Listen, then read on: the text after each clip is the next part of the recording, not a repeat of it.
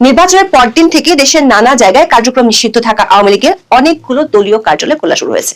13 ফেব্রুয়ারি থেকে গত 3 দিনে কমপক্ষে 10টি জেলায় আওয়ামী লীগের দলীয় কার্যালয় খোলার ঘটনা ঘটেছে। তবে এর মধ্যে কয়েকটিতে আবার পাল্টা হামলা হয়েছে। প্রশ্ন হলো, নির্বাচনের পরপরই এমন তৎপরতা শুরু হলো কিভাবে? এখনো কাগজে কলমে অন্তর্বর্তী সরকারের প্রশাসন বলবৎ আছে।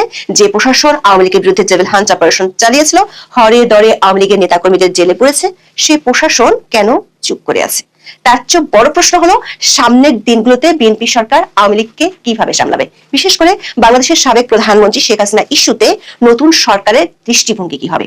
আওয়ামী লীগ ও বিএনপির কয়েকটি সূত্র বলছে, দেশে থাকা আওয়ামী লীগের শীর্ষ পর্যায়ের কয়েকজন নেতা বিএনপির শীর্ষ স্থানীয় নেতাদের সাথে কথা বলেছেন।